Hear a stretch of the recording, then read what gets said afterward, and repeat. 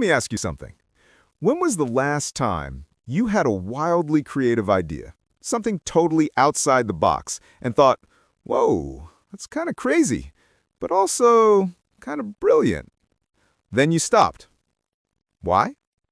Because maybe, just maybe, that little voice in your head whispered, that's not realistic. That's not how it's done. People will laugh. But here's the twist. That voice, you didn't invent it. You were taught it.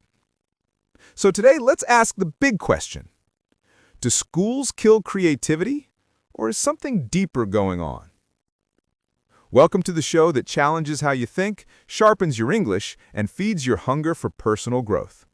Whether you're walking, working, or winding down, stick around. This episode just might flip your view of education upside down. Let me tell you a story. There was a little girl in school. Couldn't sit still, always fidgeting, drawing, daydreaming. Her teachers thought she had a learning problem. Her parents got worried, so they took her to a specialist. After observing her, the doctor turned to the parents and said, "She's not sick, she's a dancer." That girl was Gillian Lynn. She went on to choreograph Cats and The Phantom of the Opera, two of the most successful musicals ever. Imagine if she had been put on medication, told to sit still, to be normal. That's the quiet danger we're talking about today. So let's get real. What is school really designed for?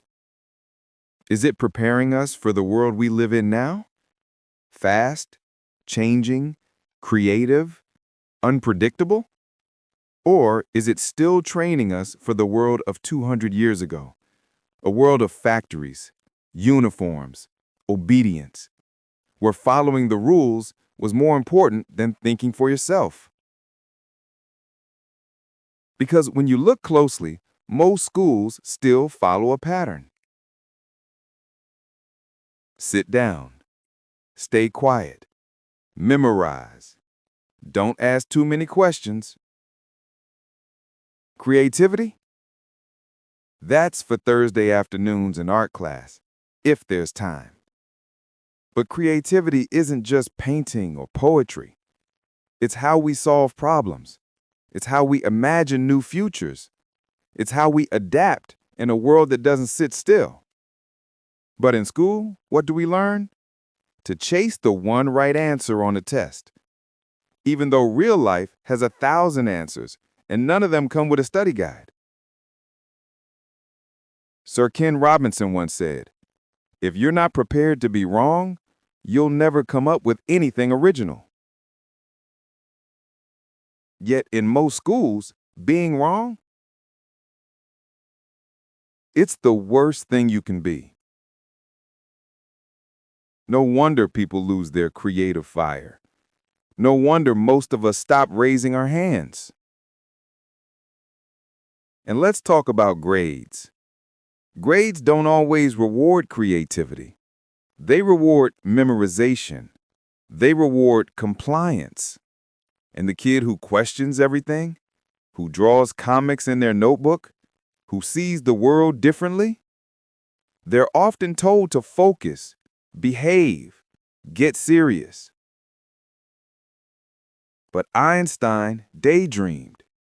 Steve Jobs dropped out. Oprah was told she didn't belong on TV. They didn't fit the system, so they changed it.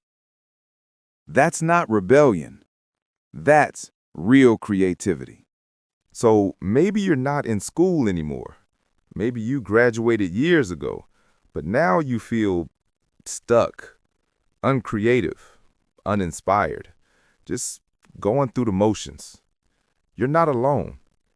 People message me all the time saying, I used to be so creative, but now I just scroll, work, and sleep. Good news.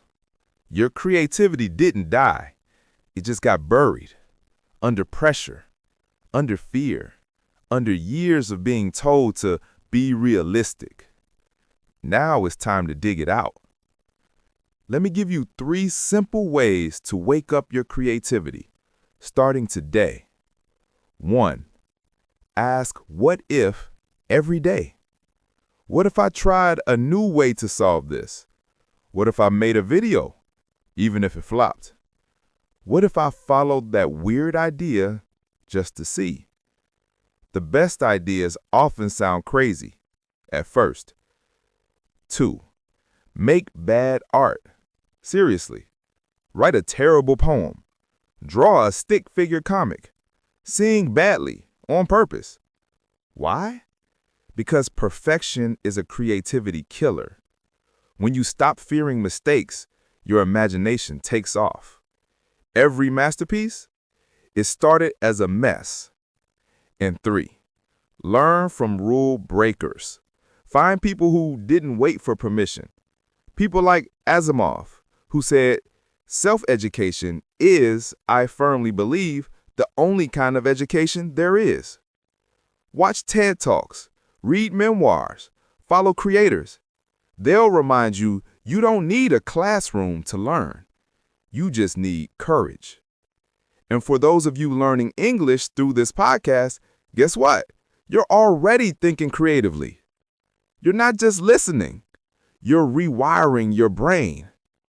Every sentence you hear, every word you repeat is part of your evolution. That's not small.